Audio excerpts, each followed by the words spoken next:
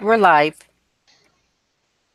Ladies and gentlemen, boys and girls, children of all ages, welcome to the once a year worldwide phenomenon known as VWP Week.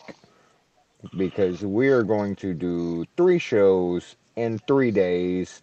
Lord help us all. It's going to be fun, but we just went through a week of wrestling, and now we're going to spend half a week talking about it.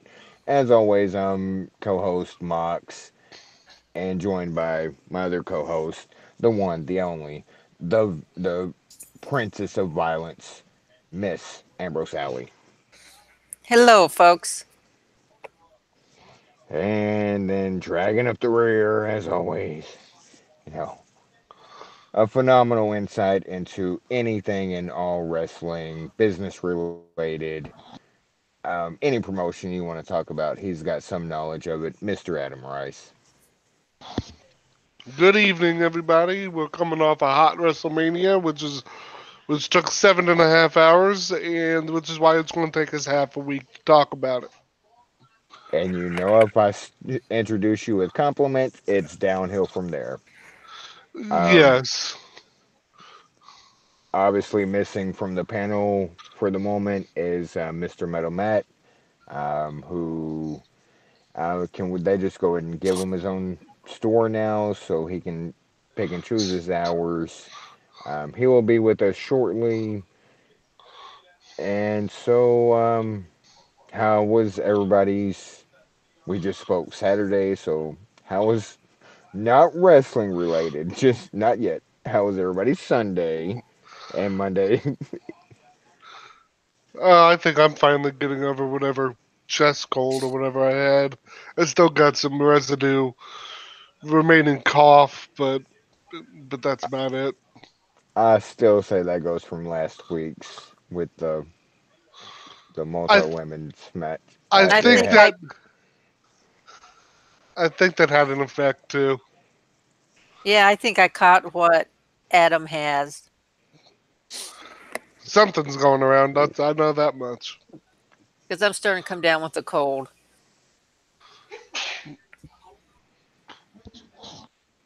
everybody. My wife's son listened to it. They cracked up.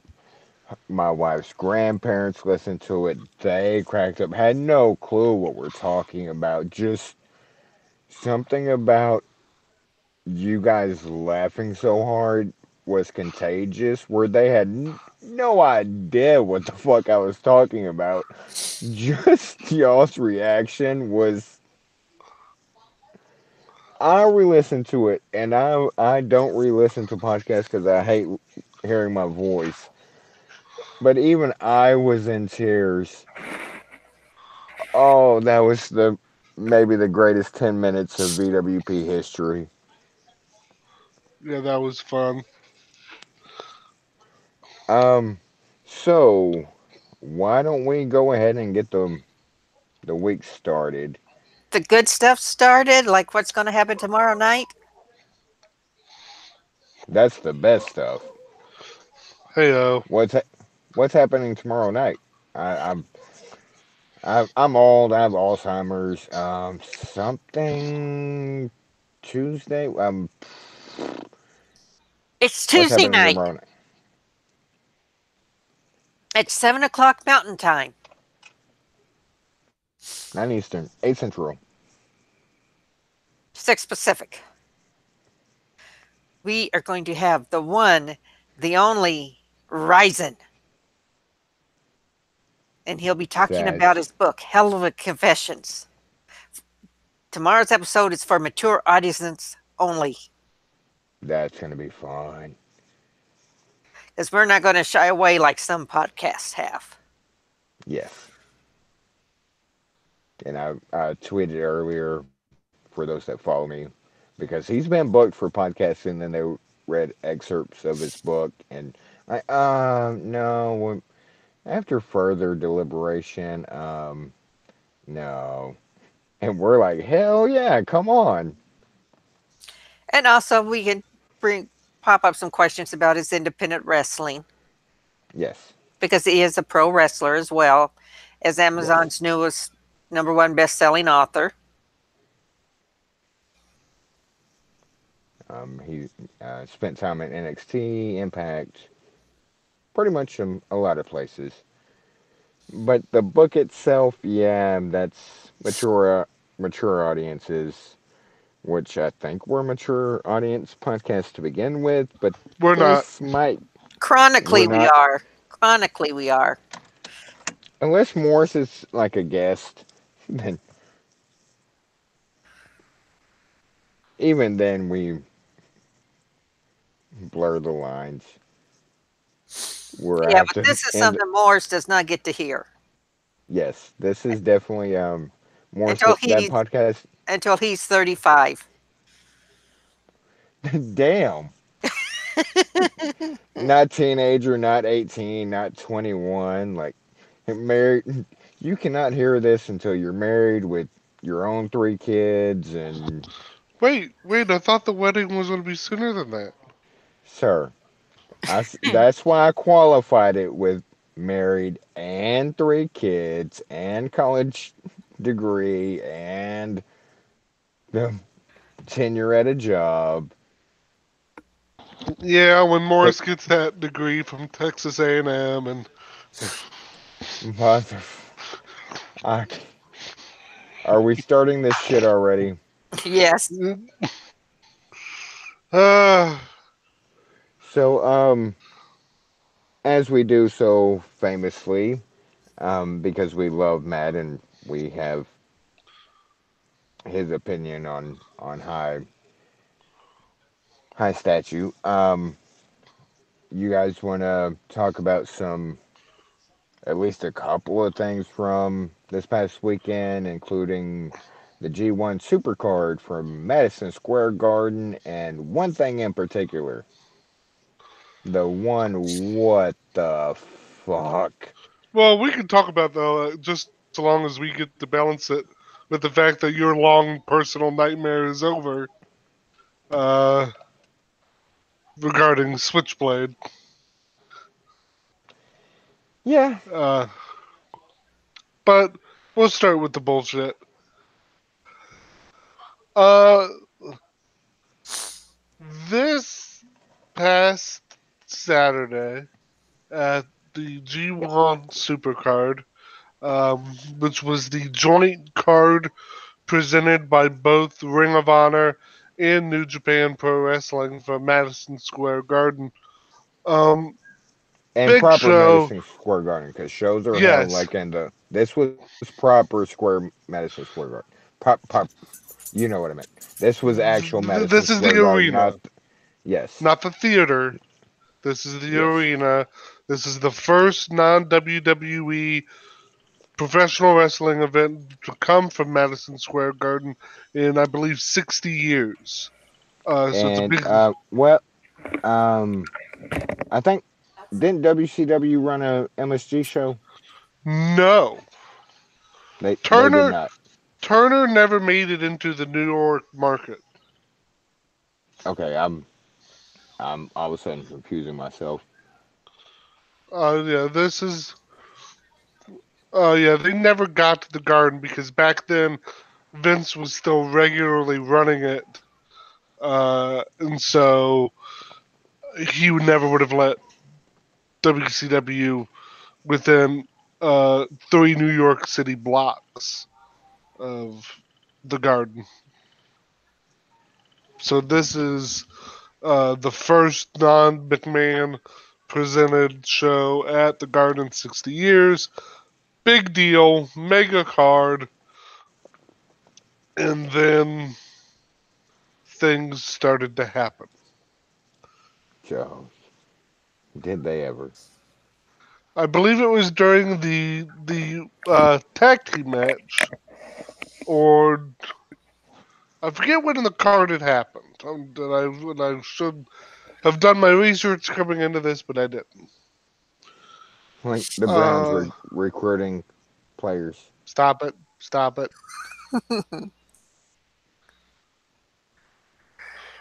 Uh, I'll make more jokes about Morris going to Texas A&M.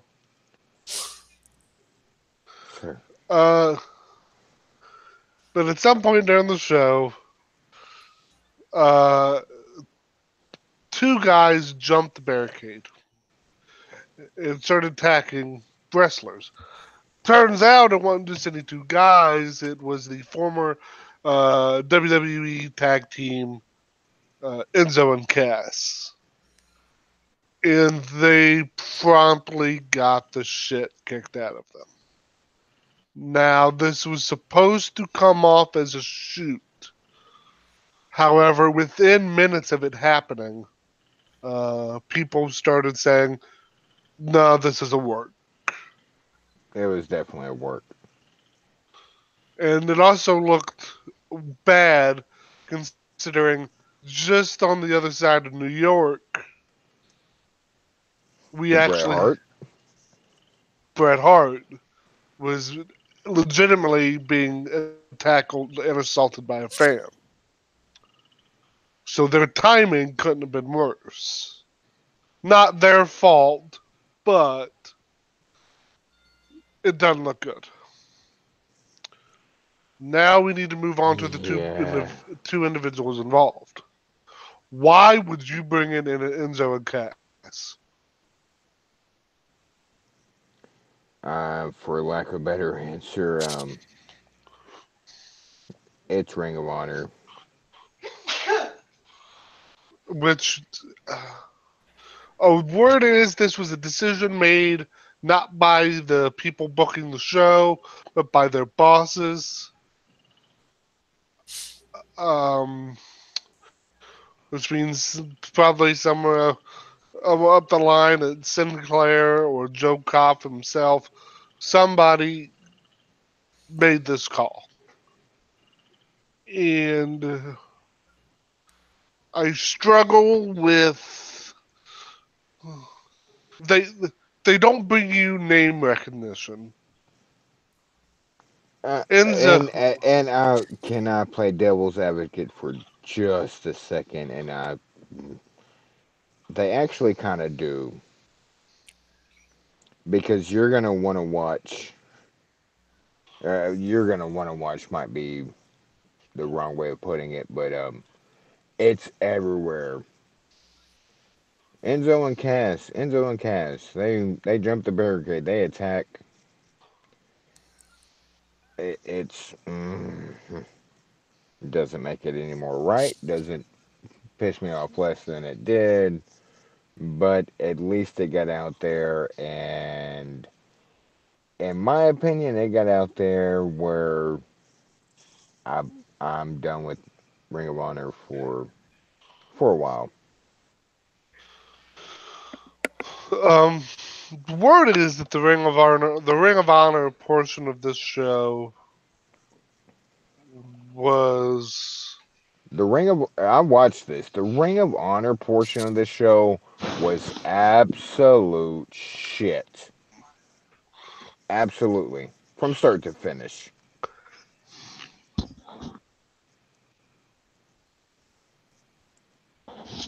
There please was elaborate. nothing good. Go ahead. Just gonna say, please elaborate. There was no. Okay. I'll sum it up and Matt fucking Taven is your Ring of Honor champion. Is that enough said for how bad the Ring of Honor side of this card was? Who's chasing him for the belt?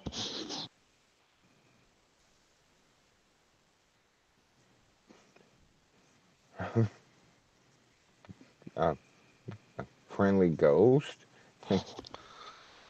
Kenny King. Yeah, let's that was pre-show, the Battle Royal, the Honor Rumble. Which You they have completely botched. you have Jushin Thunder Liger, Kenny King, And the Great Muda as your final three. let You motherfuckers go with Kenny King. winning the Honor Rumble. We didn't even get a true. They didn't let it breathe. Muda and Liger were in the same ring at Madison Square Garden, And and we didn't get to experience like that, where some rumbles or um, battle royals have that spot of everything else aside. At least we got this spot, like the Trish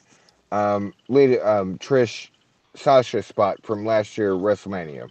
We at least got that visual. Nope, didn't get that this year.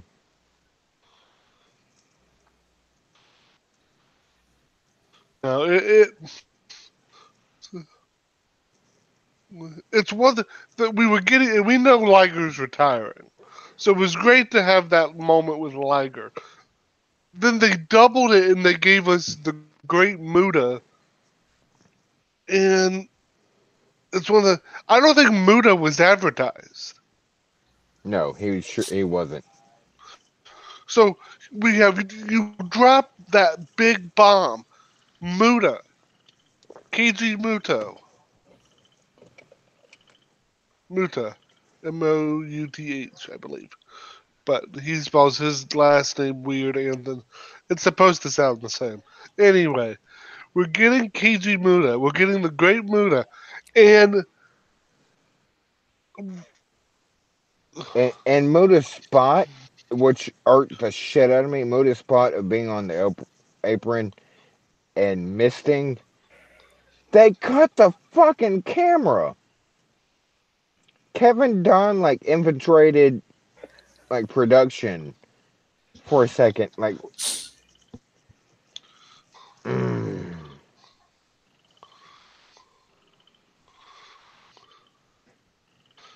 then we get Kenny King. Look, I understand with that final three that you telegraph the ending. Liger is retiring, and Muda. This is a spot. Muda isn't challenging for the Ring of Honor title, although it would be amazing. I mean, So you're referring to one of the greatest, and this isn't up for debate. The debate would be where he falls in the greatest. One of the greatest, and Kenny King, I, I just don't get it, dude. Uh, and, and let's even take it a step further than that. Like Muda, one of the greatest. Jushin Thunder Liger does it. greatest junior I heavyweight of all time. I mean, but it's between him and Mysterio. But I mean, at the end of the day, Liger, greatest junior of all time. Muda, one of the greatest of all time. Period. Especially in Japan, um, easily one of the top 10 greatest Japanese wrestlers ever. And then you decide to go with Kenny King, a guy who has been all flash and no substance his entire career. And for those that don't know, because we're talking about names that aren't familiar with like a WWE audience or a mainstream, Kenny King is also older. He's 42. Like it's not like this young up and comer and let's push this new guy. Like it, and I'm started with that. This irked the shit out of me. What purpose did this serve? Because we need to get that hot Kenny King Matt Taven match. Oh God, I don't like you.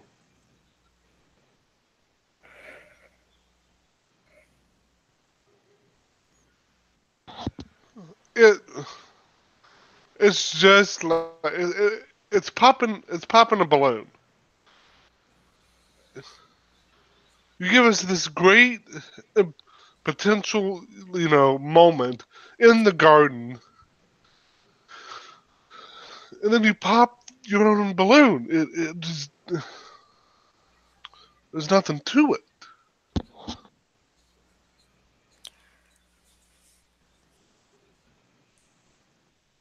It's confounding of how that went, and that goes through the entire Ring of Honor side of this card of the fuck. But hey, at least the God are Ring of Honor tag champs now. Thanks for making it worse, sir. What, you don't like the God? Sir, I love talking, but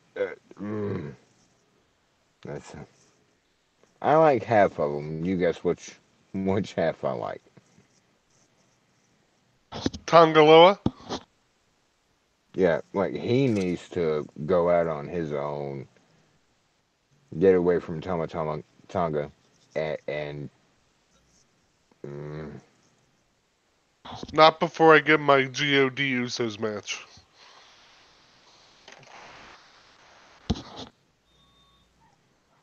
do you have sources or something that implies that might happen? I just want it to happen. I'm not saying I'm going to get it. I'm just saying.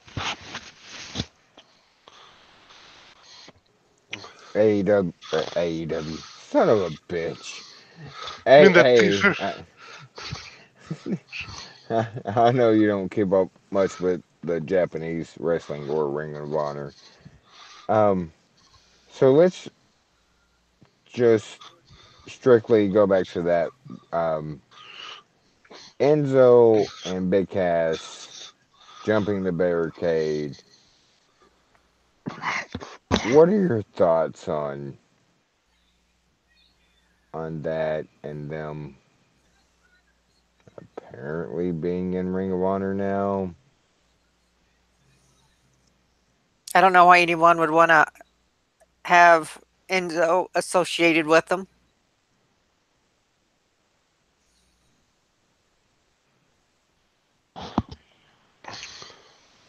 Agreed. But I he mean, I sells under, out. I understand giving second chances, but But we're at like what third, fourth, fifth chance. yeah, there's nothing wrong with Cass. I see nothing wrong with Cass, but I do with Enzo.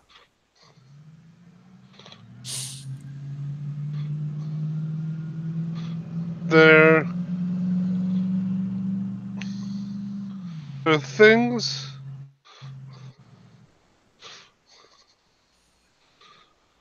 The things wrestling makes us go through. Well, yeah,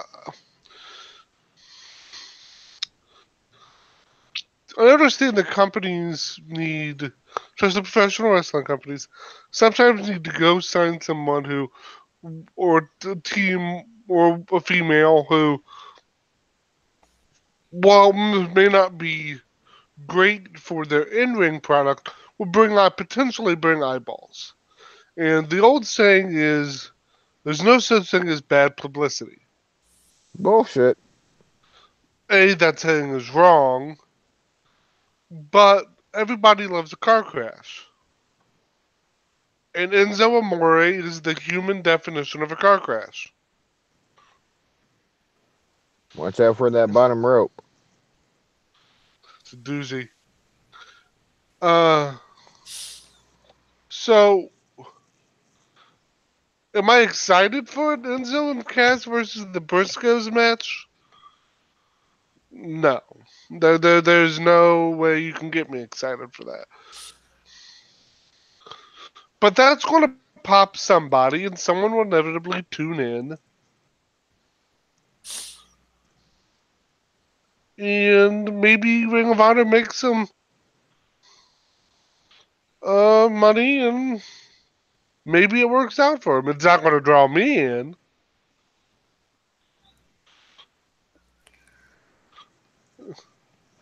Yeah, This is it's and everybody. We've been doing this podcast for hell, AA. We're almost on our 18th month anniversary. You know how I feel about the Briscoes and Enzo and Cass. did I have Like to this. Go ahead. I have to say this because I saw it online and it was so perfect, but it's so wrong. You're familiar with the Twitter user Taryn, right? The Liv Morgan Hmm. super fan. Hmm. She after that happened, she put so. I'm so sorry. What I'm about to do. No, you're not. You're right.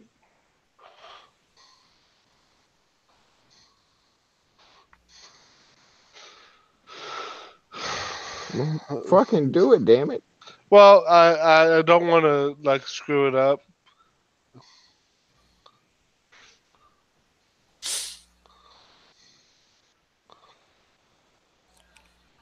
It,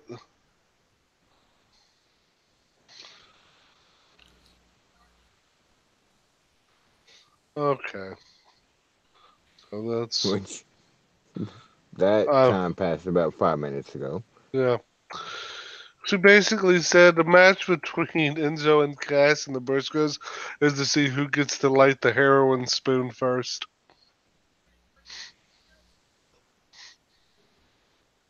Oh, that's bad. That's bad. I laughed because I'm a horrible person, but there's just nothing to it. There's no, like Mox said earlier. I mean, I'll pop to see Enzo Amore get get spiked on a J driller, but it.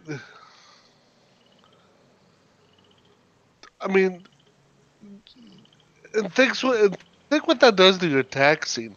You, the Gorillas of Destiny are Ring of Honor tag champs and IWGP tag champs. And so a secondary feud you're running in your tag division are going to be the Briscoes versus Enzo and Cass. There's no fire to that for me. I mean, like I said, someone's going to tune in for it. I'm not. And I think just. Did Enzo Amore say he was going to be done with wrestling? Yes, sir. A few times. That rap career didn't take off. Are we shocked by that? I'm not. Stop, collaborate, and listen. Enzo's back with a brand new invention. Enzo Amore, please go away.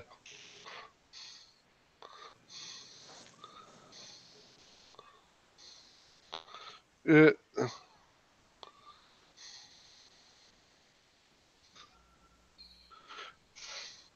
I mean, this is actually more than I ever thought about. We'd ever talk about Enzo and Cass, but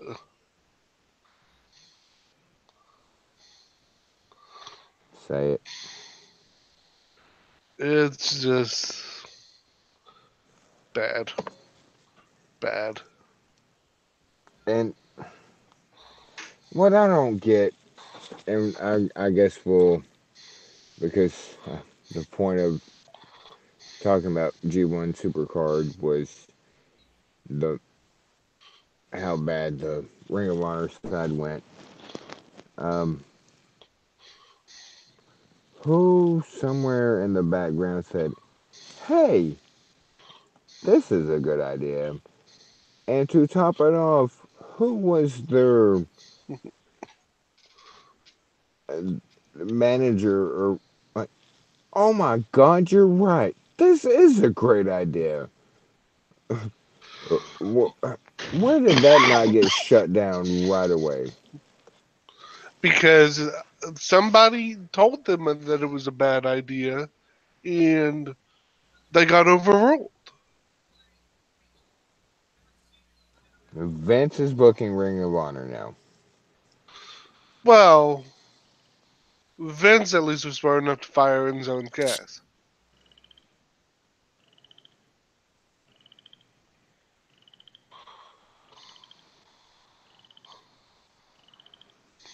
I mean, Well, I made that in a obviously snide comment, but for those that Vince books the worst thing ever. Vince this, Vince that.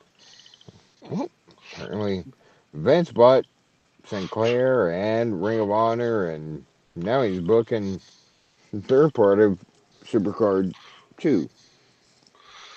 tell me after Supercard, what is the reason to keep Delirious? Um, cannot compute, cannot compute, cannot compute. Like, what about Delirious's booking to this point gives you any sort of confidence that he's the guy who's going to turn Ring of Honor around or whatever? And we've known this for a few years. Since the Jay Lethal, like Ring of Honor has just been a. Uh, but they have that Sinclair broadcast money and Sinclair backing, so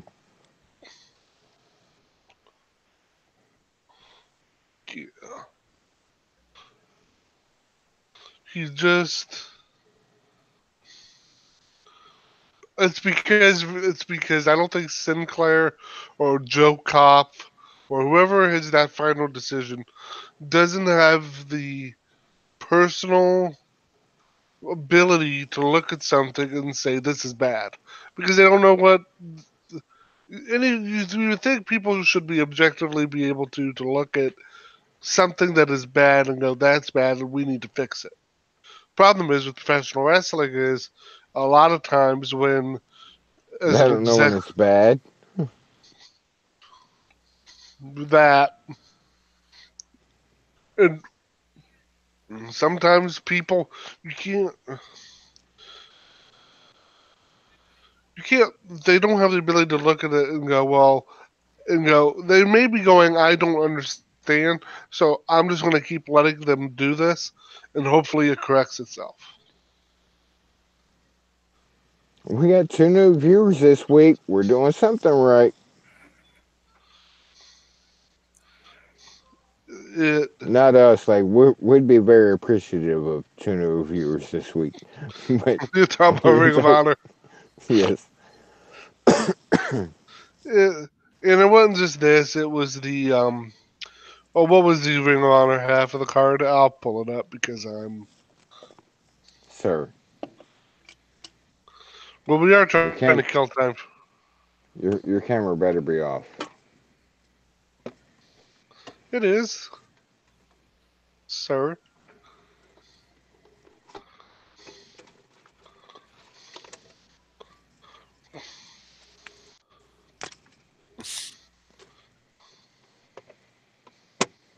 I mean, Jeff Cobb is great. Yes. He's about the best thing Ring of Honor has. And he's also the never openweight champion. So That works for looks me. like That's one of the bright spots from the Ring of Honor side of the card. Roosh, Roosh. MDK, Dalton Castle in 15 seconds. Uh, Well, it was time. Dalton Castle was being held together by crazy glue and silly string.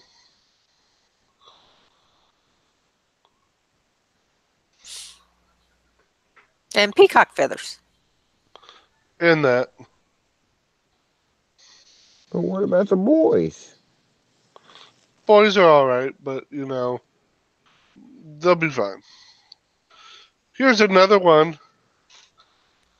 Here's another one for you there, Max. Kelly Klein God. Mm.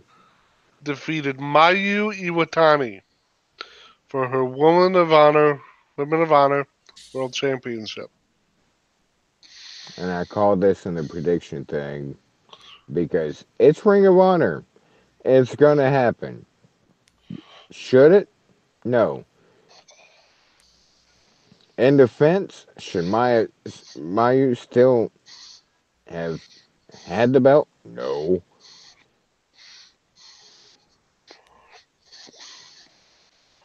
But they put themselves in that position.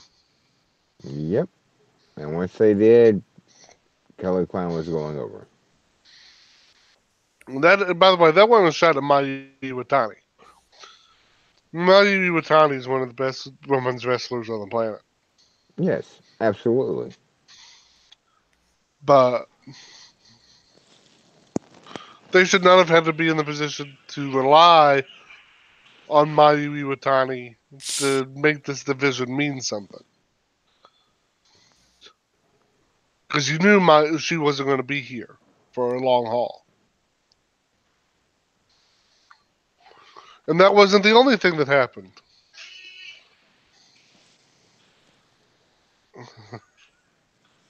What's the name of our new group in Ring of Honor, Mox? Sir, I'm not going to credit that with saying it.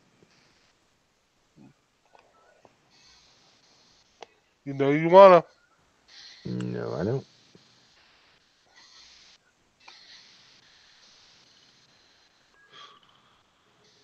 Angelina Love and Velvet Sky have come to Ring of Honor to pair up with Mandy Leon to form a new group called Allure. In other words, just a ripped off version of the Beautiful People. Absolutely, that's all it is. And they're 15 to 20 years late.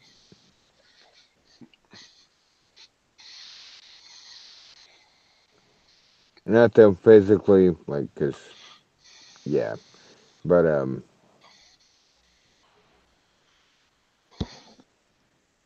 yeah, the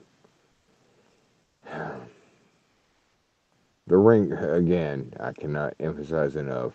The Ring of Honor side of this card absolutely was horrendous.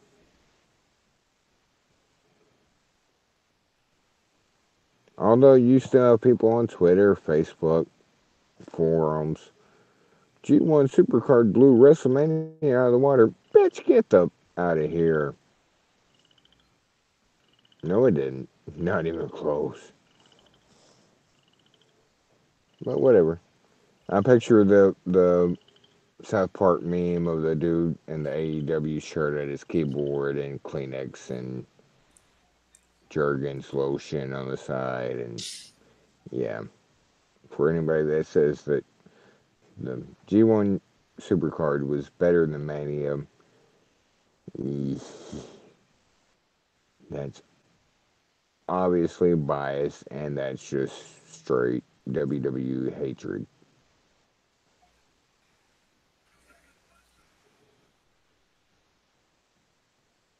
Which goes along to the people. WrestleMania was trash. WrestleMania was boring. No, it wasn't.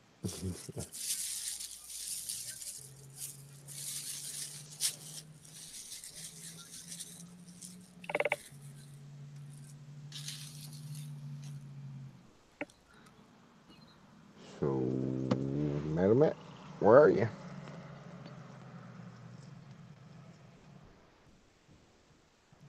I only have so much time, sir.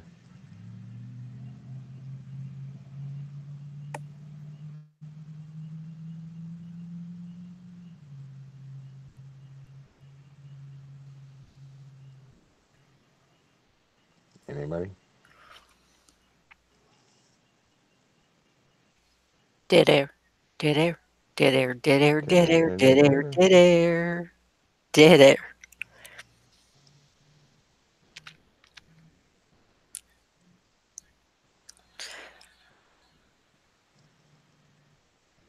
Do you guys just want to skip to WrestleMania? Let me start with the pre-show. Pre-show, pre-show, pre-show.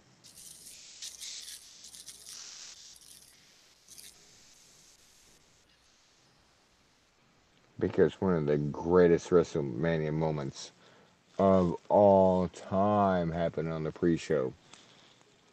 Hey, did you know that Jelly Belly jelly beans squish really nice?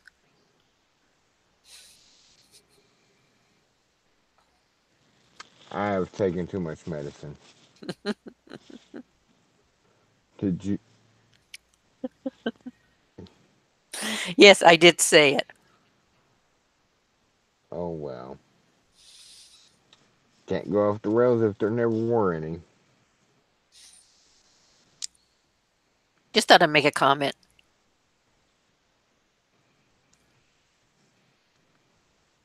Did you know that there's no wrong way to eat a Reese's peanut butter cup? Yep.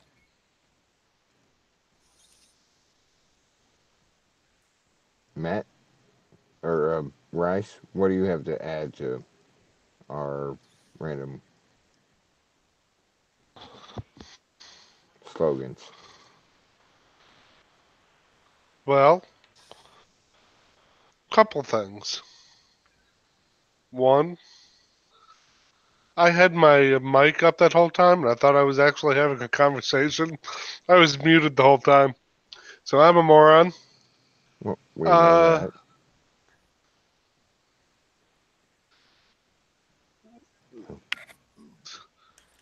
so I just have to ask again, Mox,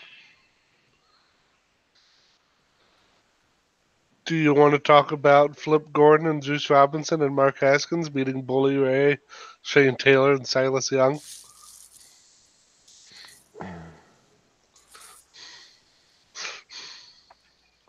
Uh, no.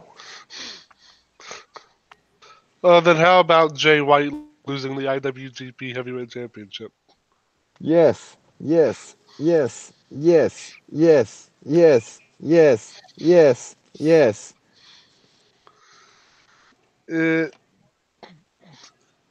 32-minute match, and Kazuchika Okada's a freaking wizard. Uh, Five-time champ. Five time, But five time, five time, five time, five time champ. just just Okay, building Booker. that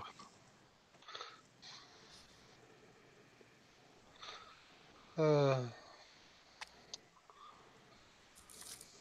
building that resume. Dude's awesome. But like we were saying, this card, you had this. They build up to this, and um, only half the card lived up to it.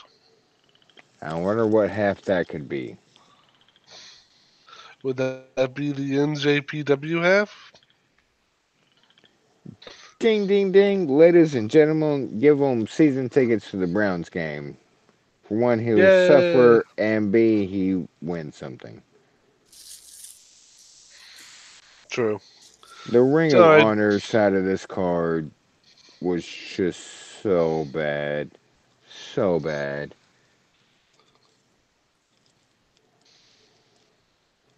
It was just generally not great. Nothing about it worked. Um, it is what it is. I know you hate that, but you can't expect something any more than what they gave you because really Ring of Honor has been in the doldrums for so long that it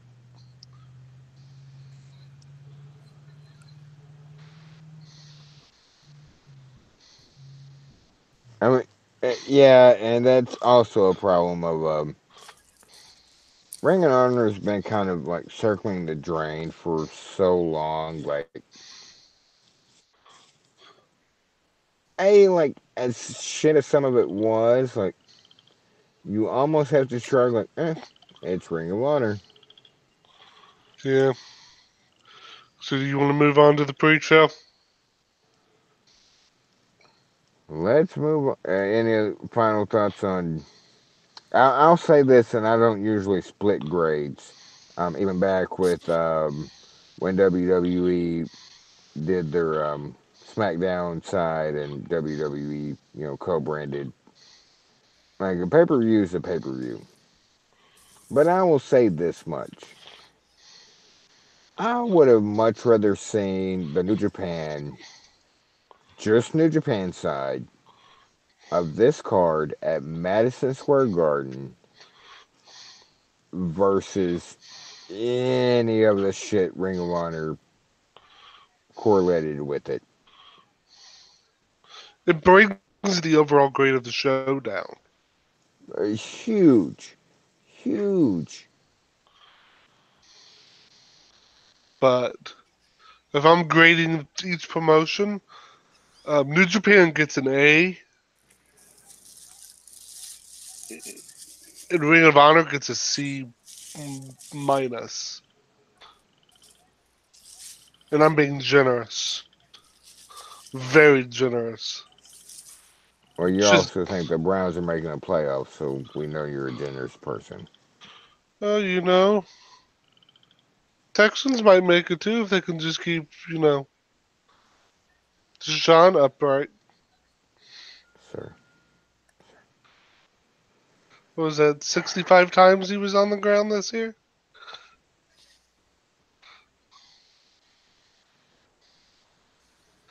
Yeah, I come with the facts. You bring, you shamed your family. We I'm need a a, committee. The Well, committee needs answers. well, if the Cubs can win in 100 years, make it to the playoffs, the Browns can make it to the playoffs. it's not making it to the playoffs that's been the problem. It's winning a championship.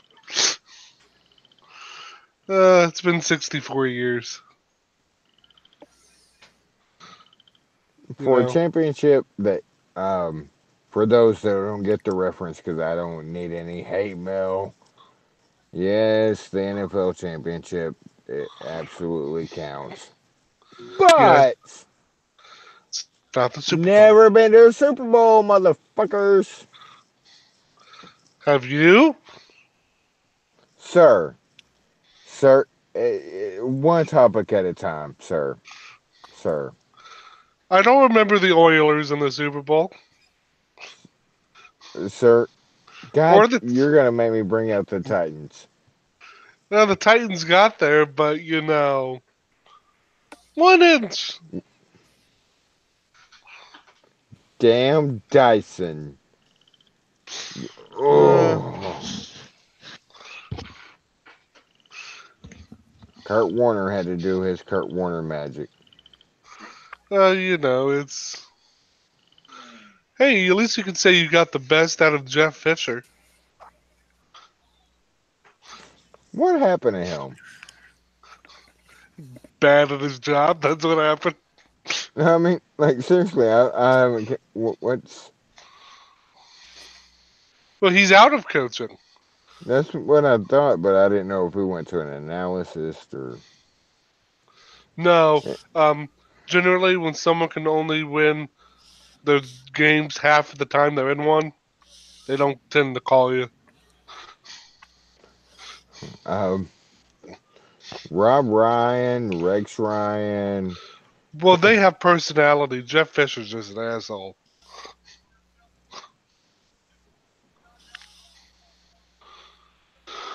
Okay, we're gonna go on to the pre-show, or else this will become an NFL podcast really quick. Okay, I missed like the first hour of the pre-show. I forgot it was on. Most people did too. How But dare you? I do actually have a. Before we get into the pre-show, because when I think of the pre-show, I think of the network. Little piece of network news. Charlotte Flair's Chronicle is the least watched Chronicle ever. God, it was so fucking bad. God, it was so fucking bad. God, it was so fucking bad. Only 12,000 views. That was the worst Chronicle of all time. Chronicle, probably the worst since they've done the network Chronicles or Backstage. That was the worst fucking thing they've ever put on my TV as a out of the ring backstage. Tell us how you. God bless America. That was absolutely horrible. And so, carry on. But the first match on the pre-show was the WWE Cruiserweight Championship match between Buddy Murphy defending against Tony Nese. And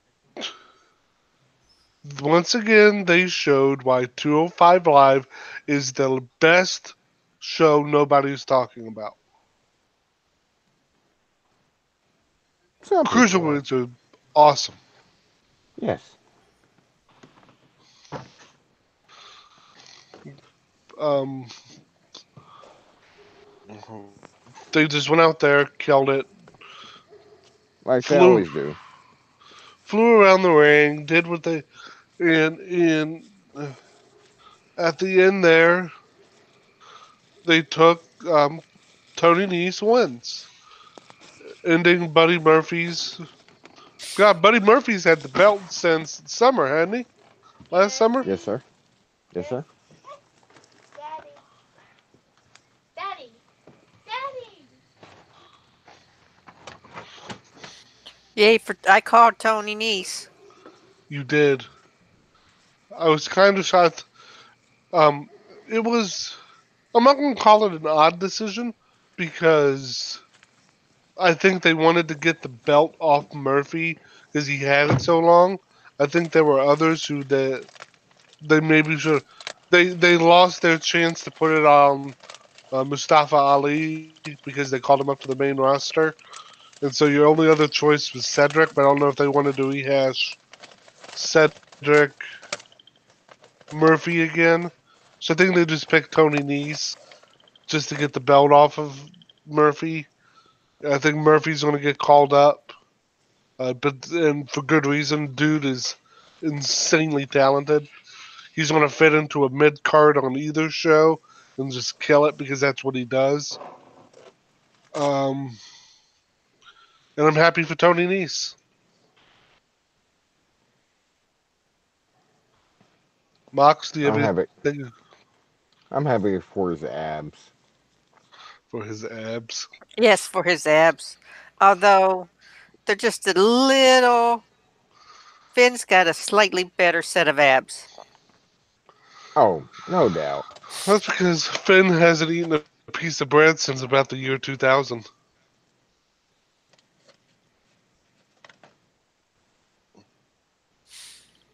Well, I cannot make this joke. I cannot. I'm not going to do it. Do it. Do it, do it, do it, do it. Why don't you do it? Do it, do it. Why don't you do it? You you know the whole Irish Ireland famish thing. Like he couldn't eat bread since the Sir, year sir, 2000. he's not 100 years old.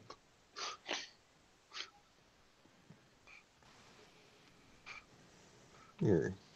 Thanks for ruining the joke. Well, do you still think the Irish don't have potatoes?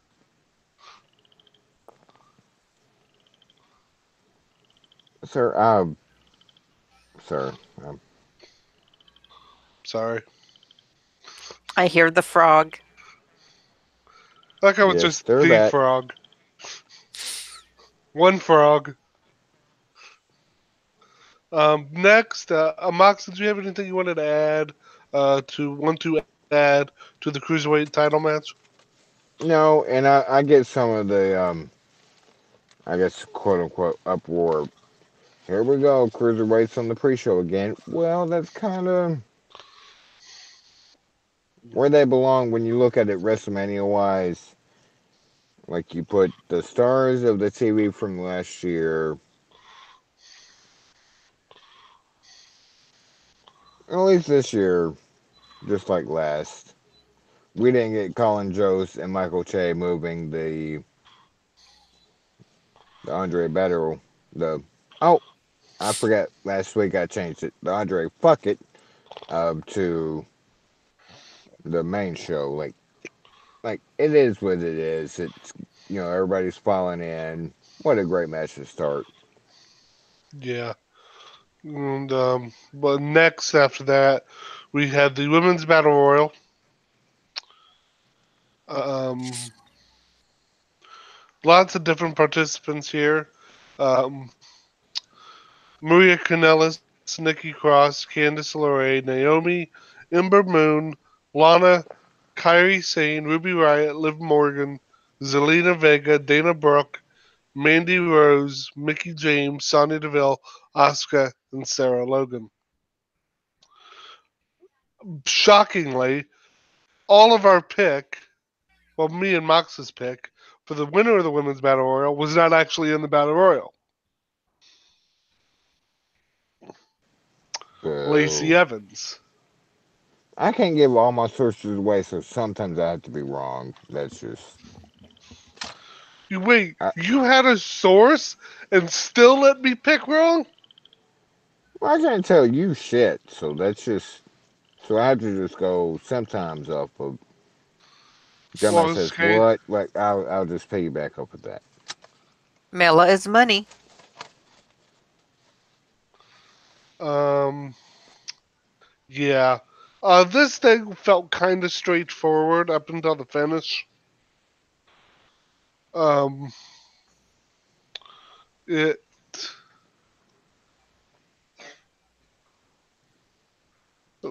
some quick eliminations. Some people got some shine. It was nice to see Candace. Ember Moon coming back unexpectedly was a big deal. Um,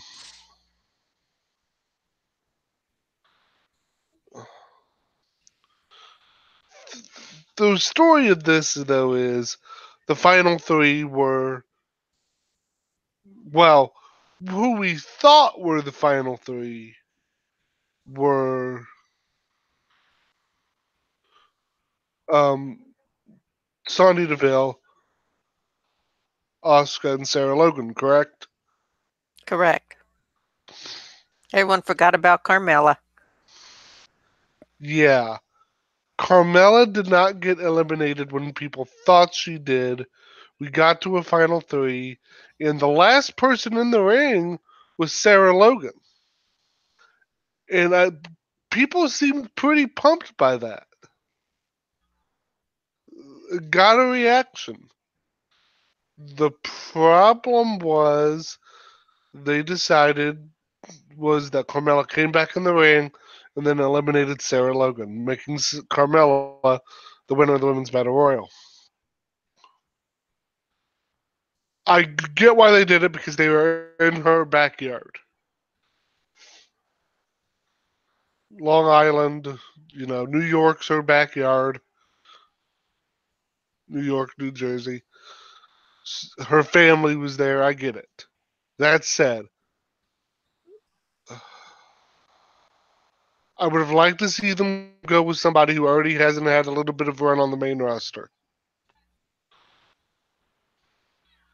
And had they gone with Sarah Logan, that would have opened up different avenues for them to maybe do something with. Um, but that's just me. What's your read on the Battle Royal? Eh, Well, I enjoyed it. I was pulling for Ruby all the time. and every good thinking American was too. I was really, really pulling for Ruby to win.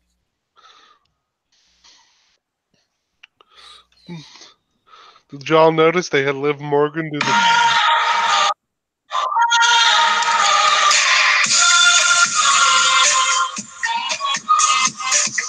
You could at least wait for people to stop talking before you do that.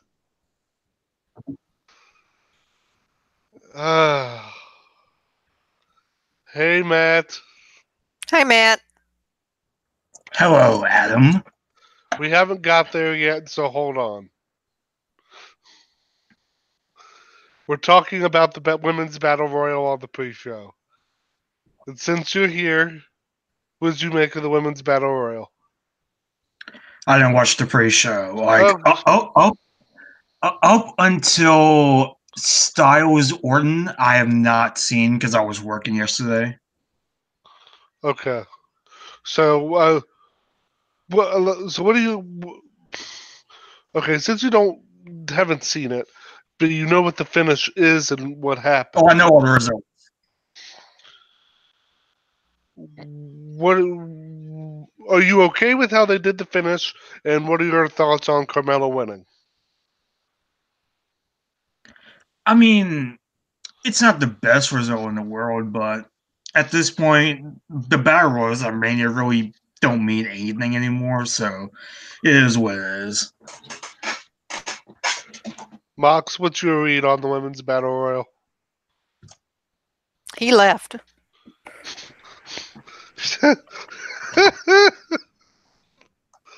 uh,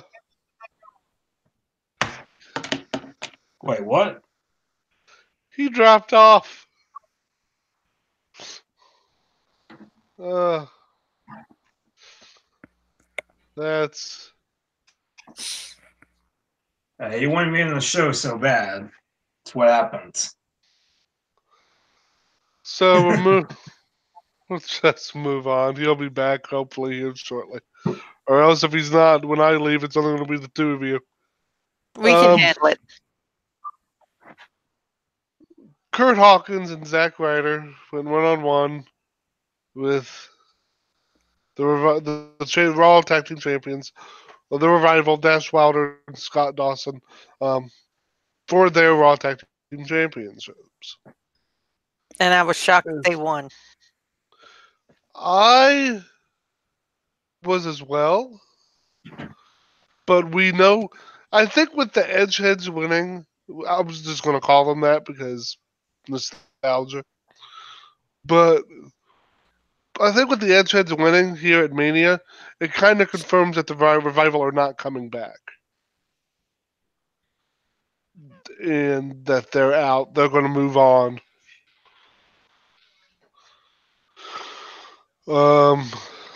They got a world.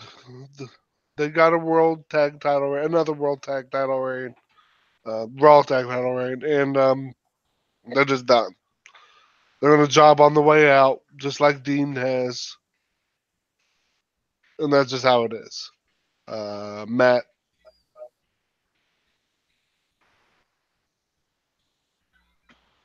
Yeah. Your thoughts on Hawkins ending his losing streak at WrestleMania for the Raw tag titles? If it had an actual build, it would have been cool. But they kind of wasted it. What else does that sound like? If it only had a build. I'll get to that in a second. I'm being pissy. What are you trying to say? You know what I'm trying to say. Go ahead, say it. Not till we get there. If we get there. If I get Say there. It. Say it! And the final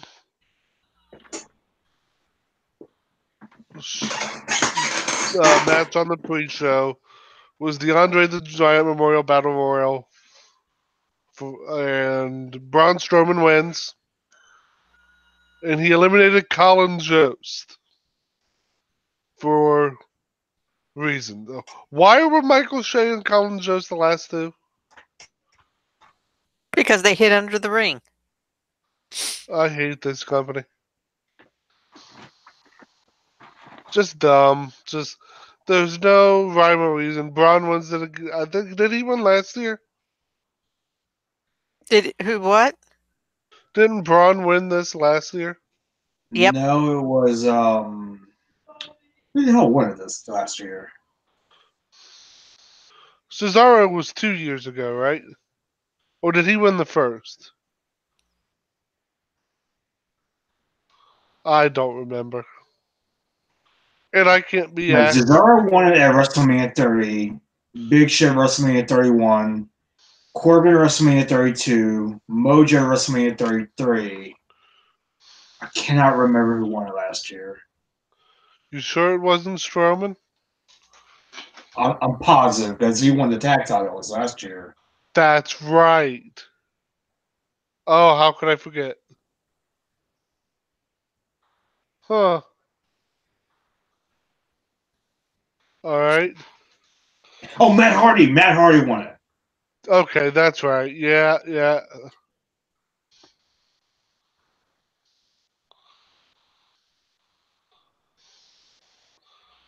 Um,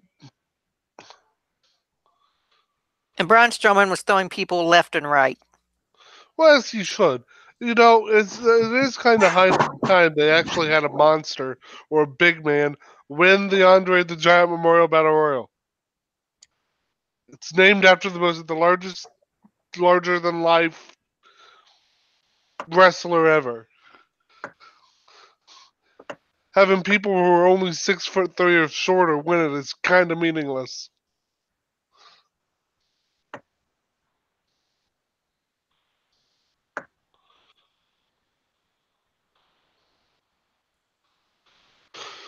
Well, since I didn't expect Andrade to eliminate himself. I don't know what Andrade, well, he had to go backstage, and wait for Charlotte's helicopter.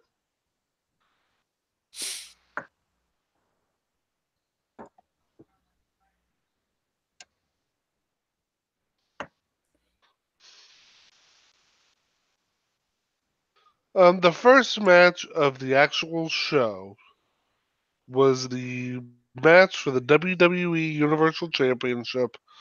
Seth Rollins challenging Brock Lesnar, and this was a short one. It was timed at exactly 2 minutes and 30 seconds. Wow. Few short little burst of Brock jumped Seth to start it before the bell rang. Well, Brock really can't really go that long. No, but 2:30 That's is what she short. said. Damn it.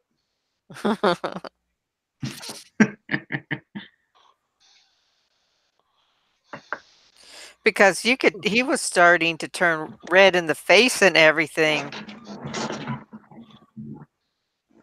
Yeah, I'm wondering he's got to get his cardio up, and he's got to get it up in a hurry because he's got a fight coming up.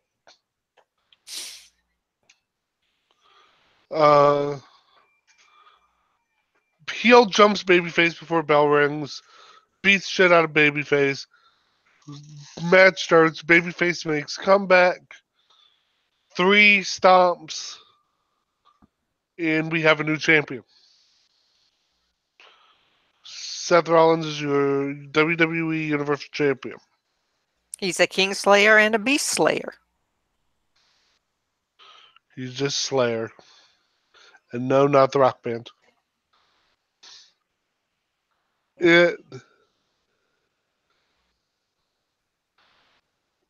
I'm glad we're done with Brock. We hope. For now. I won't be so foolish to think he's gone forever. But I think we at least have a good 6 to 8 months with no Brock. And to me, that's plenty. So to get him away from TV, let him go do his thing, and if he comes back, he comes back. But it'll be nice to have him. He's been off TV, but it'll be nice to not have the Universal Championship held hostage. Right. Matt, are you happy that the reign of Brock Lesnar is over? Oh, absolutely. Like, the title needed to come off of Brock for a while now. Like, way too long. Hopefully, he never ever holds a title ever again. Seth needs to have a good, long reign with the title. I think we'll get Seth to SummerSlam. I Maybe think a little so. sooner. Maybe a little sooner, but I don't know what the plan is. I won't spoil tonight, but they seem to have some sort of plan. Um, but we'll go from there. No. Next we have the singles match between AJ Styles and Randy Orton. I enjoyed this match actually. Yeah, it ended up being a good little match. 16 minutes long. And apparently, for people in the crowd, they got blinded by a light the majority of the match. So they missed everything. To the point Randy Orton had to get online and apologize for WWE's production error. Also, AJ Styles won, so yay. I mean, I'm kind of Randy Orton doesn't need to win ever again. He's a made guy. He works. He's as close to a part timer can be without actually kind of officially being a part timer. Um, so I'm cool with him losing here. Um, I don't know what's next for Styles. These guys are going a different direction. But I do know right now what's next for him is he's not going to be on SmackDown on Tuesday because he got hurt. And does anybody know what the injury is yet? No. Matt, have you heard anything? I haven't heard really all that much. All I know is that apparently he's injured. Yeah, that's all I know. Um, and he went home, so I don't know so it must be if they sent him home instead of just keeping him on the road but off the show, that tells me we might be dealing with something here. Did anybody see where he might have got hurt? No, I wasn't. I was watching it, but I wasn't paying that close of attention. Okay. So Styles is off the road. I hope he obviously was for speedy recovery, but he got AJ Styles gets a win at WrestleMania. I know this isn't his first, uh, but it's still pretty cool, all things considered.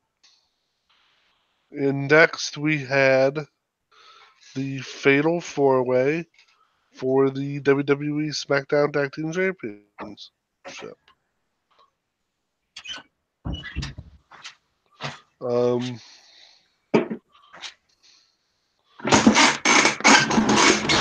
Usos defended against Ricochet and Aleister Black, Yep. Rusev and Shinsuke Nakamura, and the Bar Cesaro and Sheamus. And apparently this was a pretty fire match. It was really good. Uh, Usos continuing to cement why they are probably one of the best tag teams ever. And I'm not just talking about WWE. Um, They just have a grasp on what their job is, and and they have great ring awareness. They're just really good. Um, I'm interested to see what happens further with Aleister Black and Ricochet because they they they remind me of a young Usos or a young Hardys, to where they're spitfires. They're everywhere, and you don't know which way they're going to come from, and they're just exciting to watch. Oh yeah. Um, Rusev, and I don't mean this, and I don't mean to be disrespectful, but Rusev and Shinsuke kind of felt like they were just there. because they are just there. They are so like they are the definition of a thrown together tag team.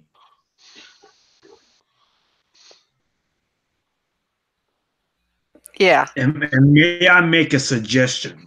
Yes, Turn Nakamura face. Honestly.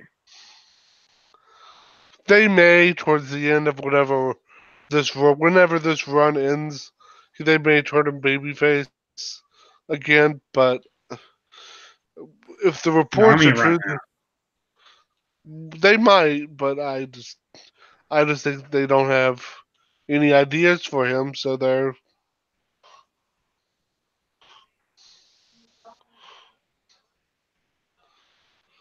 Uh, and the bar, they're good. Break them up already. Why are they still together? Well, I won't spoil anything, but they may have something interesting on the cards, but we won't know what until things unfold. But there's still solid hands in the tag division, and I don't think WWE wants to lose that right now.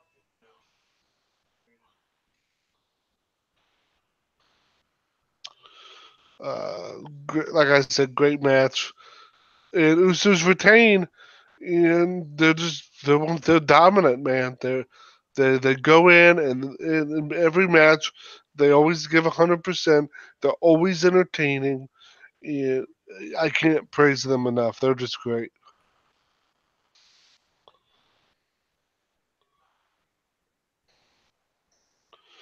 And next we have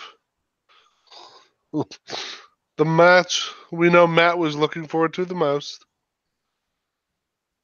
Shane McMahon versus The Miz in a Falls Count Anywhere match. Okay, I will give it this. This match actually was pretty good. And the reason it was good was because the right guy won. The babyface won. There's nothing babyface about Shane McMahon. Bloated face, maybe. Because Shane was gassed by the third minute. Uh, I just want to point out they gave Shane and Miz 15 minutes. This card was 7.5 hours long, and one of the reasons is because they gave Shane McMahon and The Miz 15 minutes and 30 seconds. That's 5 minutes and 30 seconds too long. Yes. I will say this. I picked The Miz to win, and I thought The Miz should have won, but the story they told and why Shane won makes it totally okay. Because it was the story of Miz did one move too many. They did that spot on the barricade where it looked like Shane just fell into the bottomless pit and died. Over there on the railing. So but Miz had to do the suplex off the um,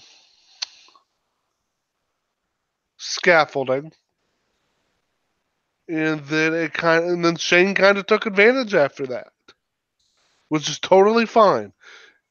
It wasn't that the heel won, is that the babyface went one step too far, and the heel took advantage, and that's a perfectly fine story to tell. So I can't be mad at that result. What'd you think, Allie? I wish Miz had won, but they had to get that one spot in so Shane can fall off of something. We're gonna see Shane McMahon die on television, aren't we? Yeah, we are. I don't know how I feel about that. I don't want to see it. I mean, because normally Miz would have done that spot. Right, that's not a typical Miz spot. He did it because Shane wanted to do it. Yeah. And Shane's one of the bosses. Well, I don't think he's a boss, but he's a McMahon, and you do what a McMahon says. And Miz, because it even looked like Miz was a little unsure about doing it.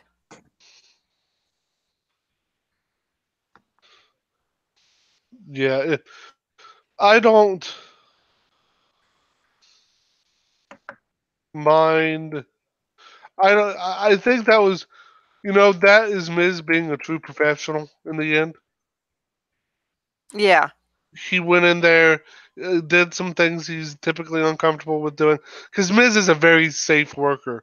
He doesn't go outside of the lines too often. And so to go in there and kind of have Shane McMahon's match and do it well, all the props to the Miz. That was easily one of his. I would say that was one of Miz's best matches. Yeah.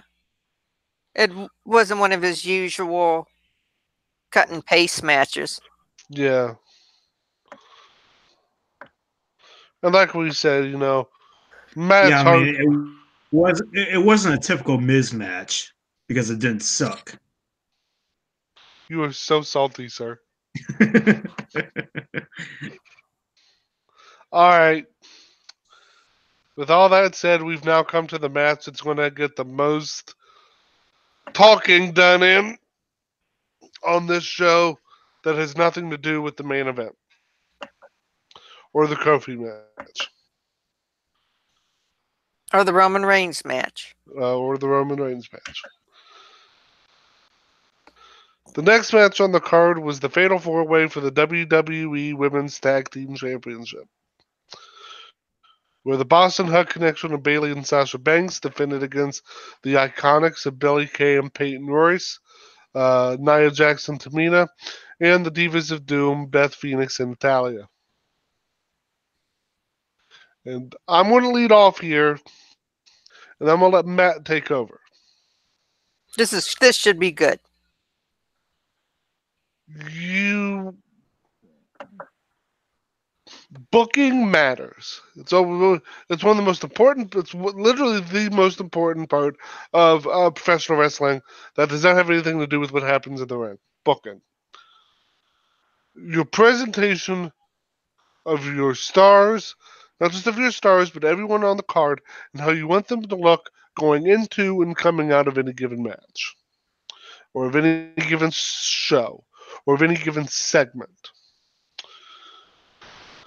And up to this point, outside of their debut night in WWE on the main roster, where Peyton Royce and Billie Kay beat down Charlotte and basically gave the women's championship over to Carmella, Yeah.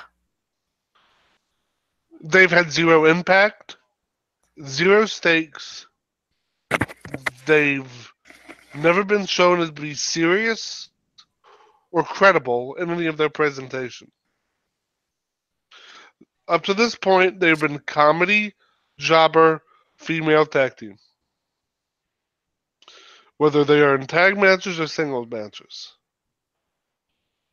Now, they have been charismatic and funny, and they're natural at just being goofballs. And kind of annoying. Mostly annoying. But Sir. you heard me. It and with all that leading up to this, you couple that with the fact that their in-ring work has been bad on a good day and atrocious on a bad one.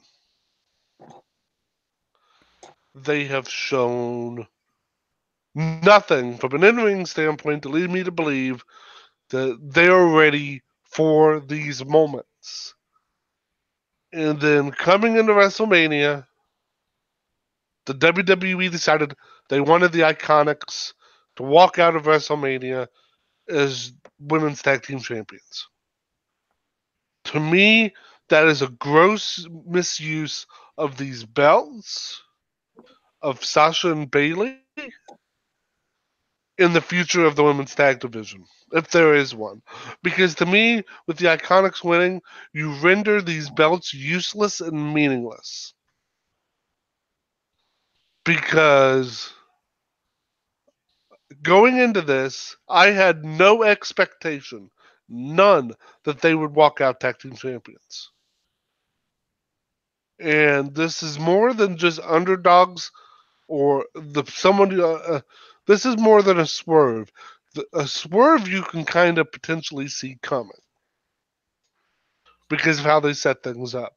There was none of that. This was out of the blue. This had no warning, no forethought. The Iconics are the tag team champions. And I think it is the wrong decision. And because of the repercussions we now look at. Once again, Sasha Banks is made to look like a geek. She has won 5 separate championships on the main roster and has one title defense, successful title defense, to show for it. That's a problem. Boston Hot Connection were chosen to build this division around and on. And they did not get enough time to establish themselves as champions, or the division is to be taken seriously. They have undercut Sasha and Bailey again on the main roster. That's a problem. That's a major problem. So I think the WWE here have cut their nose off to spite their face. And I don't know where they go from here because I have no current faith in the Iconics to elevate those championships, which is what they're kind of supposed to do.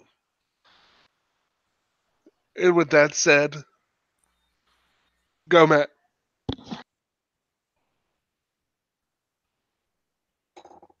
Ladies and gentlemen, boys and girls, children of all ages, we proudly present to you the World Women's Tag Team Champions of the World, the Femme Fatale Billie Kay, the Venus Flytrap Peyton Royce, the Iconics. Boo. Look, I'll give you this. Should they have been built up a bit more? Yeah, they probably should. But you know what? As an Iconics fan, a long-suffering Iconics fan, might I add, you know what? I will take this. I will take this. And honestly, they should have been the first-time champions. They really should have. And to all the people whining about how the Iconics, they shouldn't win. You know what you do? You make them iconic. You make them credible champions with this title run. Give them a solid 3-4 month title run. And in that time, build up a tag team. Sky Pirates, or another tag team, Team Kick, anything like that. Build up a tag team to take them down in the future. The problem with that is you're starting from ground zero on that. Literal basement floor. And honestly, I'm sorry. Boston Hug just weren't cutting it as a tag team. They really weren't. Like, they weren't awful, but they didn't really have that much chemistry. Not as much chemistry as you'd expect them to have. I have less issue with that because you need names to build things from scratch. That's why they won in the first place. They were the obvious choice, and you gave them nothing. They got nothing. They were given no chance to build the division, no chance to establish those belts as being meaningful. I don't even think did they show up on SmackDown once. That is. But it was And only after they had no choice but to do it because they were ducking the Iconics. And look what happened now. I'm gonna stick to the outside of kayfabe here. Um,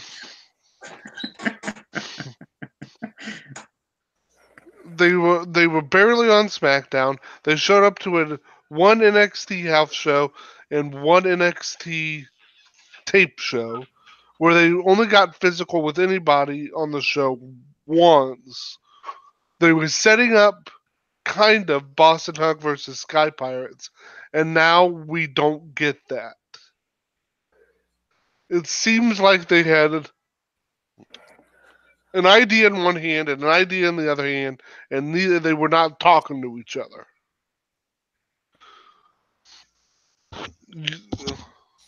So, and this isn't against comedy tag teams or those that kind of thing. And this doesn't have anything to do with Billy Kay or Peyton Royce people, them as individuals.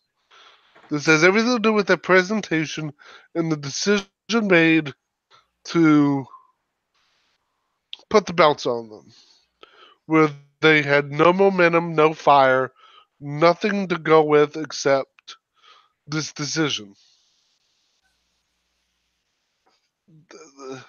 It's bad booking, it's bad presentation, and I'm starting to wonder myself. You know how Sasha gets after she loses. She gets kind of tweety. She tweeted something tonight. I won't read it. It's a little long, but she's talking about trying to find that magic. That so where she's blurring kayfabe lines. It between personal and between reality and work. I just wonder because I think you're sacrificing two people who you already know are stars for you for two people who are not eliciting reactions much of it, if at all.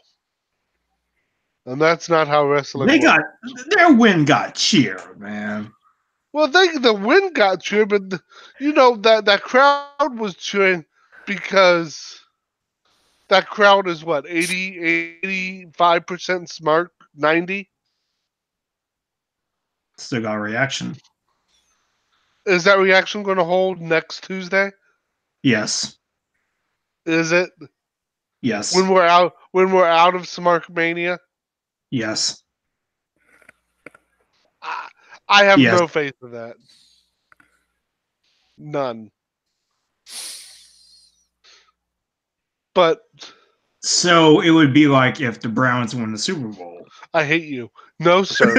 I hate you. If the Browns won the Super Bowl, the city of Cleveland would shut down for like a week. Allie, I must come to you as the third party observer here.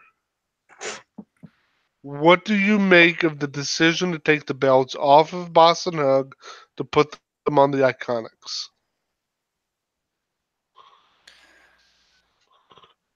Well, how long were the belts on Boston Hug? 60 days? It was too short. They should have had a longer reign.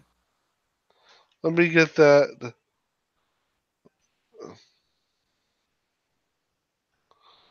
I'm sorry. Less than 49 days. They did not have those belts for 50 days. They won them on February 17th and lost them on April 7th.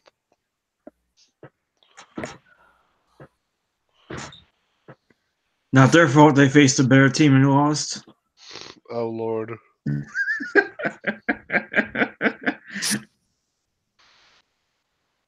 Let me ask a question here. Would you rather have the Iconics win the titles or Nia and Tamina win it? That's not the conversation we're having. Because nobody would pick Nia and Tamina. Nia and Tamina's family wouldn't pick Nia and Tamina. Or an even better question, Iconics or a wrestler who hadn't wrestled in years and most likely wouldn't have wrestled after WrestleMania anyway.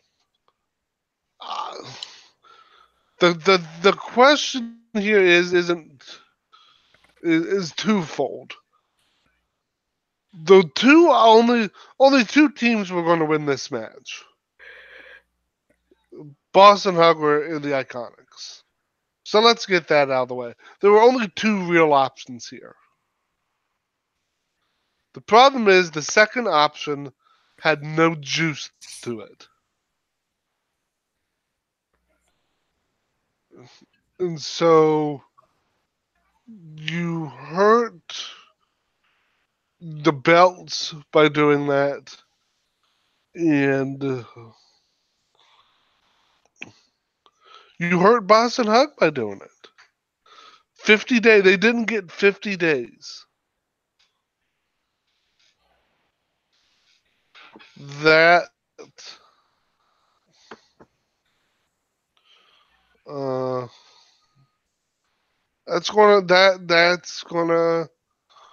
might come back to bite him in the ass. But you see, Adam, it doesn't matter if it lasts 50 years, 6 months, or 3 minutes. Wait a minute. Did I just hear myself say 3 minutes? Yes. Don't. Stop it. Okay. I shot a message over to Mox. He did not respond, and it is getting to be midnight my time. So one of you guys might have to pull up the card to continue the conversation.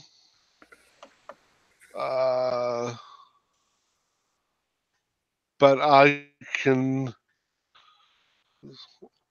Well, I'll stick around for just a little bit more because one of the big matches happened after this.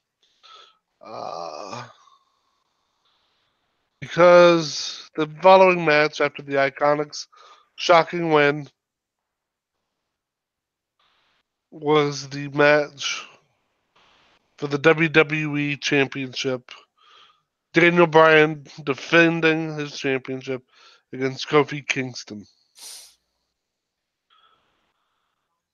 This match was everything I could have hoped for and more. Yeah, it was really good. They tore the house down. I don't think there was a spot in this match I would take back.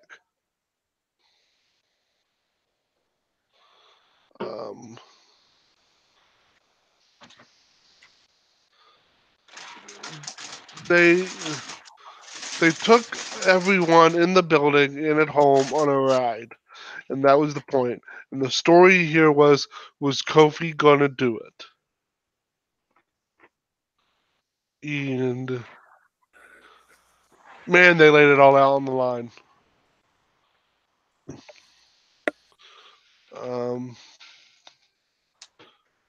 You guys, what did tell me what how tell me how did you feel watching this match, I Allie was or Matt? I was totally invested in this match, which is saying something.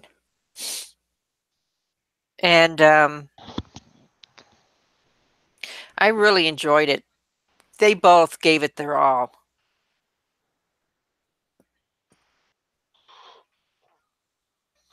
Matt, what was your takeaway from? I thought it was a really good match. And Kofi going over obviously was the right decision. Oh yes, yes, yes, yes.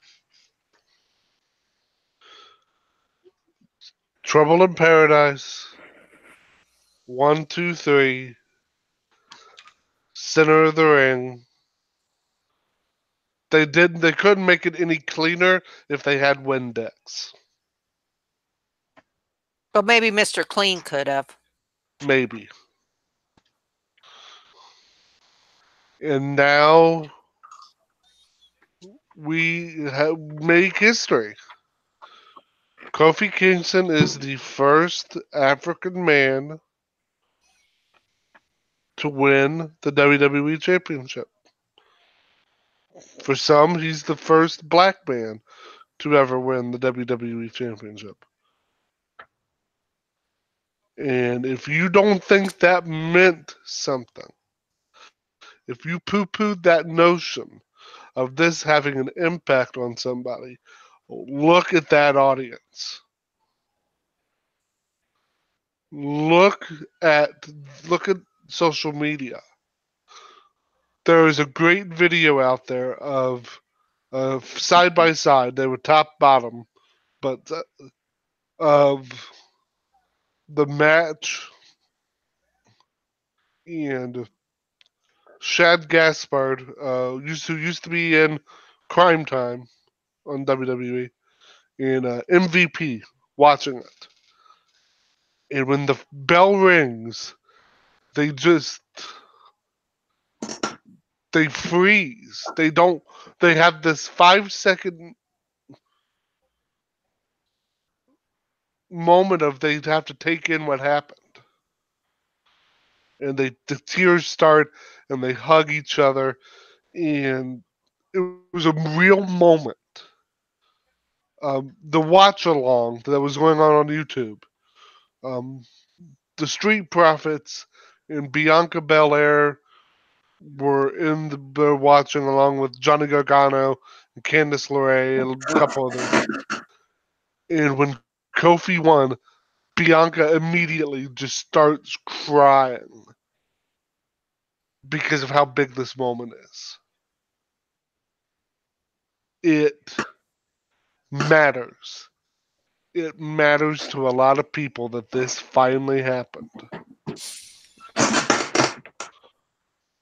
And that has to be one of the coolest things I can remember happening in WWE in a long, long time. They don't give us moments like that anymore. Uh, it,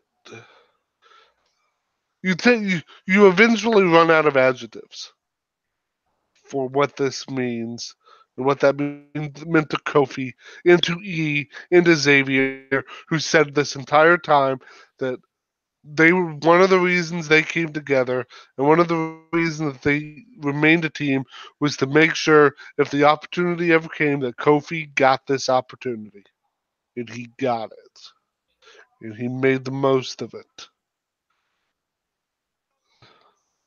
11 years he was in WWE, and the only time he ever got a chance to even get close was totally taken away from him by somebody who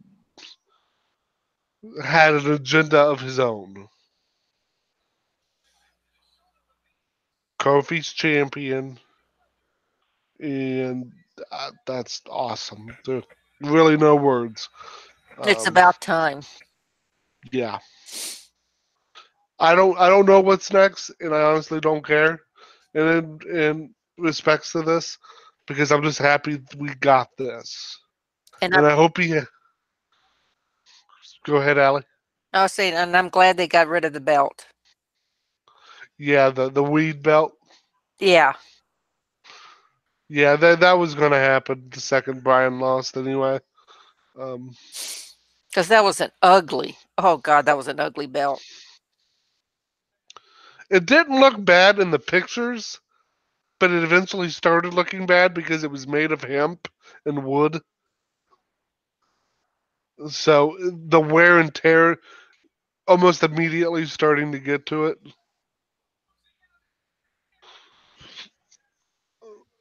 Um, so yeah, I'm just happy for Kofi, ecstatic for Kofi, and yeah. And with that said, it is midnight, literally my time, so I'm going to just take my leave and go.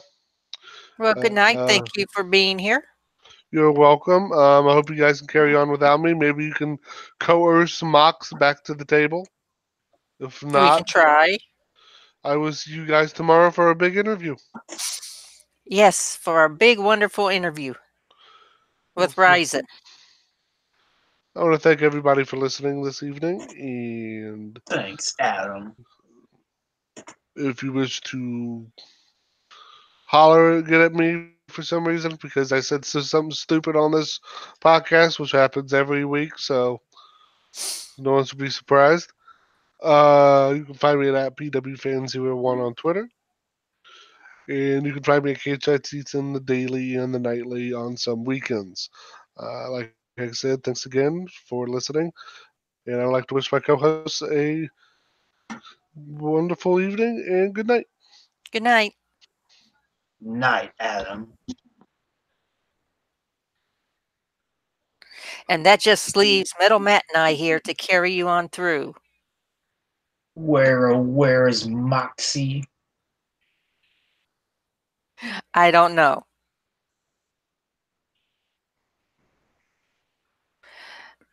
But I'm trying to pull up the list here. Got the list, it's not in order. But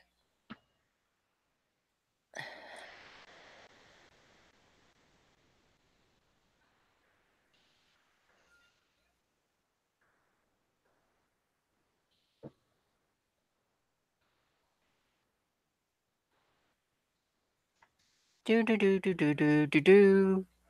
I guess we can jump around. We don't have to go in order. I can What do bring you it up. think?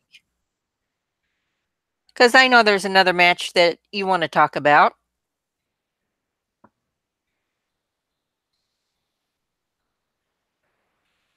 The main event. So next up after that was Samoa Joe and Rey Mysterio, United States Championship. I mean, there wasn't really much to this match. It was really just kind of a quick squash match for Joe. I mean, it was what it was. I was really hoping Ray would take it. I really was. It would have been nice to see the belt on Ray.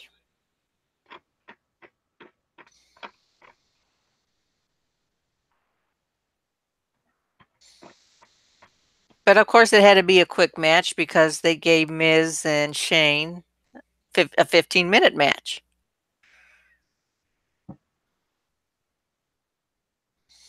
They had to cut corners somewhere.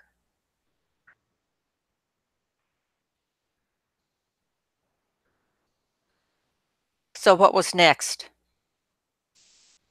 Next was Roman Reigns versus Drew McIntyre. This match started out so slow. Yeah. I feel like this match wasn't quite as good as it probably should have. It was still a solid match. But there Yeah, was something kind of off about it. I wasn't sure quite what it was. it was slow. It didn't pique my interest until we saw the old Roman come back and turn it around. Then it seemed like they both gave it their all after that slow start.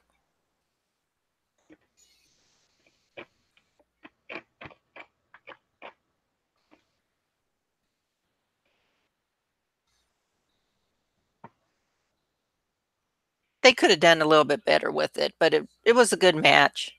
Yeah. I was kind of hoping that it would be the sleeper match of the night, though. Yeah. Because we knew Kofi and Bryan were going to bring it.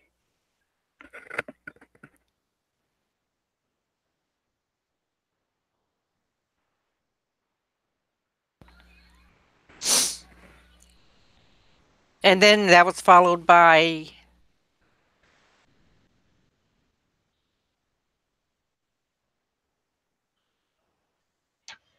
Then after that, it was Triple H and Batista. Now, this is where I fell asleep during Triple H's entrance. This match was hilarious. Okay, I fell asleep during this, so I don't know what happened. Triple H ended up pulling out Batista's nose ring. Ouch. That had hurt. I mean, I thought it was better than their last Mania match, which was kind of boring.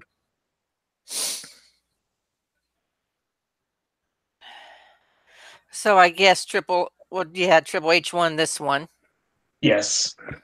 After Ric Flair handed Triple H a sledgehammer. And then after the match, Batista officially announced his retirement from sports entertainment.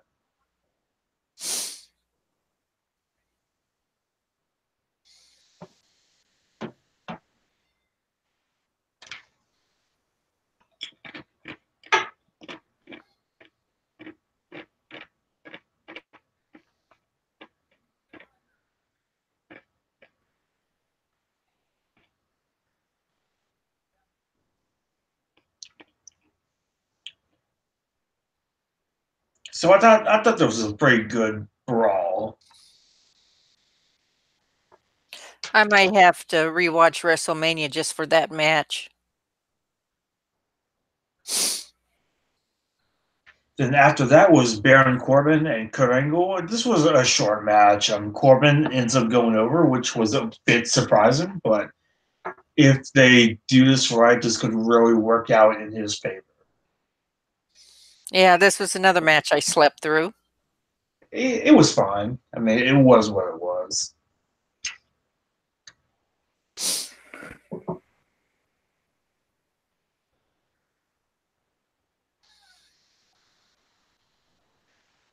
Then after that was Finn Balor and Bobby Lashley. Demon Balor was finally unveiled at WrestleMania, and this was another quick match, but it was a good match for what it was.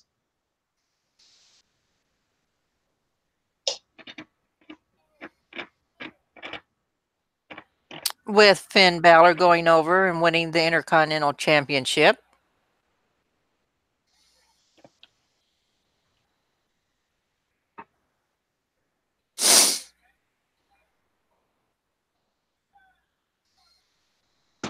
And now we get to the main event. Becky Lynch versus Ronda Rousey versus Charlotte Flair. Winner take all. Yes, I know you've been waiting for the main event. And this was a pretty solid match. It probably could have been a bit better. I was awake. I actually woke up and was awake for this match.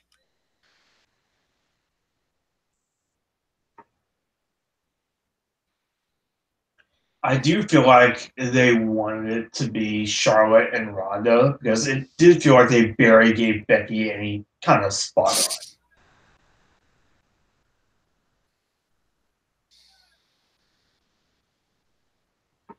Well, Ronda's still lousy at selling. Yeah, it felt like Ronda was really trying to go all out, and it was not helping her at all.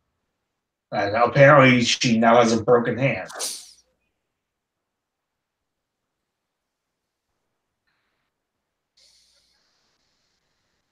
I wonder when she broke it. Yeah, I'm not sure when exactly it happened.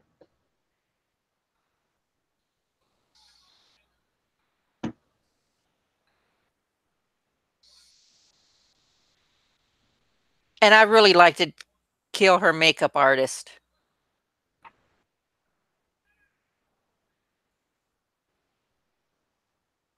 Just makes her look so Her whole glam squad. The hair and the makeup.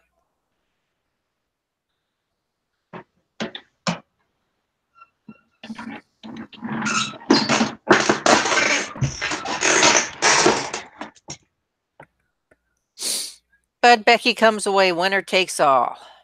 But now Yes, Becky Lynch ends up pinning Ronda, and she is now the first ever undisputed champion of the world. the man, Becky Lynch.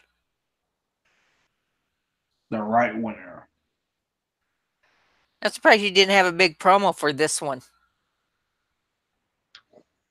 I mean, there really isn't too much else to say. I mean, Becky Lynch, she is the first ever undisputed champion.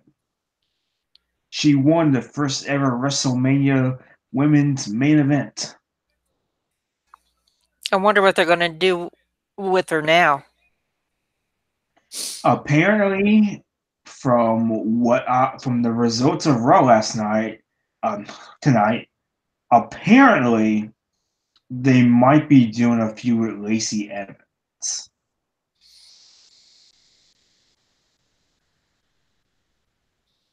They haven't even seen her wrestle. I know.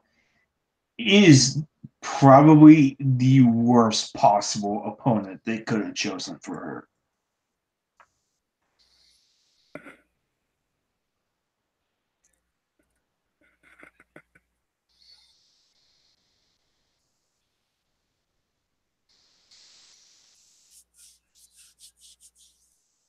So that does it for our WrestleMania wrap up. Oh, what did you catch Elias and John Cena? Yeah, I did.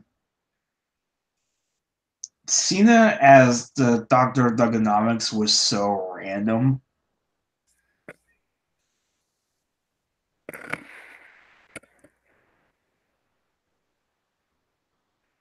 Well, they had to get John Cena out there somewhere during WrestleMania. Honestly, I would have rather it had been Undertaker or Honky Tonk Man at least. Or Kurt Angle.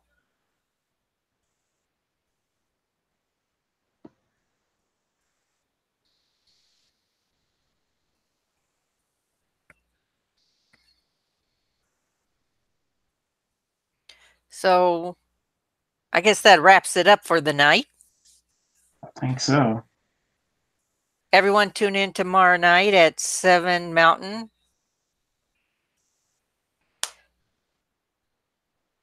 8 Central, 9 Pacific for our special guest Ryzen, and he'll be reading excerpts from his book, Hell of a Confessions, and talking about his wrestling career.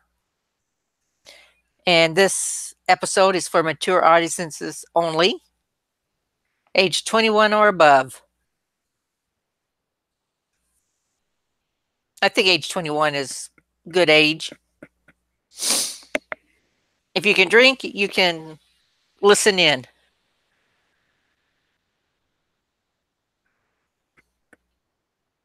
You have anything else to say, Metal Matt?